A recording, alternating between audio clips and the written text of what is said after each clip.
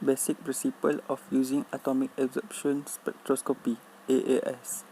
The technique uses basically the principle that free atoms in form of gases generated in an atomizer can absorb radiation at specific frequency. It means the sample will be vaporized into tiny particles first, then put them into a flame of temperature sufficient that will convert into atom in gaseous state. Second, the absorption spectroscopy quantifies the absorption of ground state atoms in gaseous state. Some of atoms are excited. The unexcited atom is capable to absorbing light of their characteristic radiation.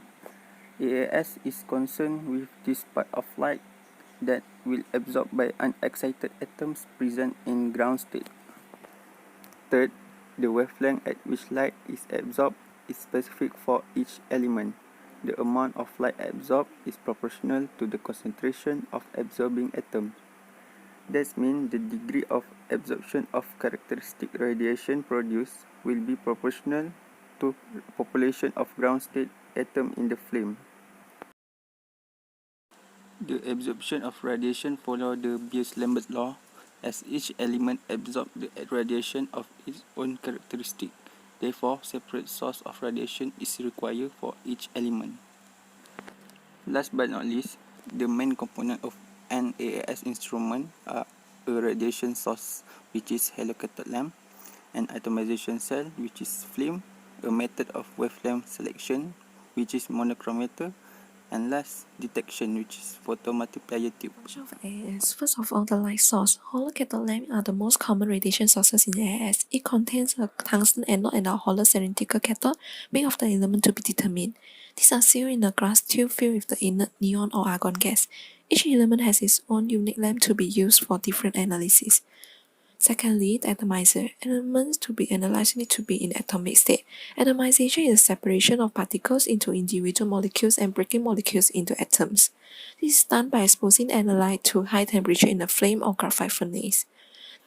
Thirdly, the monochromator. This is a very important part in AAS. It is used to separate out of the thousands of lines. A monochromator is used to select the specific wavelength of light which is absorbed by the sample and exclude other wavelengths. The selection of a specific line allows the determination of selected element in the presence of others. Lastly, the detector. The light selected by the monochromator is directed onto a detector that is typically a photomultiplier tube, which function is to convert the light signal into electrical signal proportional to the light intensity. The processing of the electrical signal is fulfilled by a signal amplifier. The signal could be displayed for readout or further feed into a data station for printout by a request form. Advantages of atomic absorption spectrometer. Atomic absorption spectrometer provides relatively high sample throughput when analyzing a large number of samples for a limited number of elements. It is a rapid analysis. A typical determination of a single element requires only 3 to 10 seconds. Besides that, it is simple to use. A high level of accuracy and precision, which is 1 to 3%, is achieved through the use of calibration curves prepared from suitable standards. Atomic absorption spectrometer is a cheap technique. This instrument uses an inexpensive tungsten coil atomizer that has lower power consumption. Disadvantages of atomic absorption spectrometer. Atomic absorption spectrometer will analyze liquid samples only. Besides that, volume of sample needed is dependent on the number of elements to be determined. If there is determination of several elements per sample, larger sample quantities are required. Flame atomic absorption spectrometer has lower sensitivity than graphite furnace atomic absorption spectrometer. Because graphite furnace atomic absorption spectrometer has smaller dynamic range, atomic absorption spectrometer also faces several problems with refractory elements. Refractory elements may combine with oxygen to form thermally stable oxides. Then a higher temperature of nitrous oxide acetylene flame is required instead of air acetylene to provide higher dissociation energy for more refractory oxide forming elements. 1, 2, panas.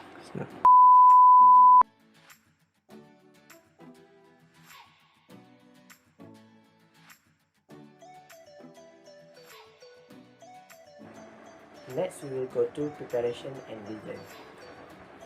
Firstly, preparation of the sample. Sample can be divided into two groups, which is liquid and solid. Liquid, if we use liquid sample, we can directly introduce it into a machine for analyzing. For solid sample, we need to dissolve it using reagent and convert it into liquid solution before we can introduce it into a machine. Preparation of sample are different based on the type of atomic absorption spectroscopy used. Therefore, flame atomic absorption spectroscopy use different preparation sample than other atomic absorption spectroscopy machine. So we need to use different preparation sample based on the machine we use. Next, we will go to reagent. Reagent are used to dissolve. Firstly, used for dissolve solid sample into a liquid solution so it can be introduced into the machine. And second, it used for calibration standard in the machine for analyzing of sample. Some of reagent that we use for atomic absorption spectroscopy, such as ammonia solution, hydrochloric acid, nitric acid, and perchloric acid. Then we go to flame atomic absorption spectroscopy. The procedure for the preparation of sample is, first, if we use aqueous sample, it can be generally introduced for analysis directly and without any prior treatment.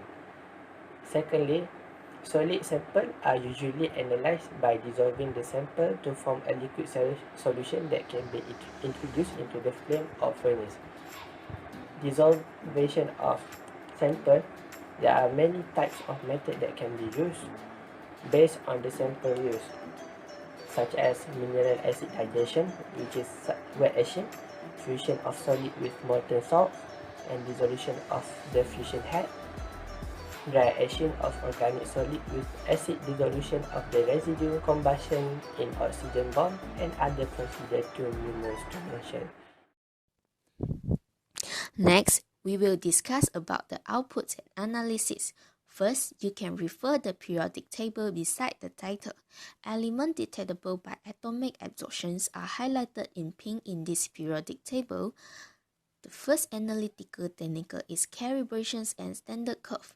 The idealized calibration or standard curve is stated by Beer's law that the adsorbance of an adsorbent analyzed is proportional to its concentrations, but deviations from linearity usually occurs, especially as the concentrations of metallic analyzed increase due to various reasons, such as unabsorbed radiations, straight lines, or disproportionate decompositions of molecules at high concentration.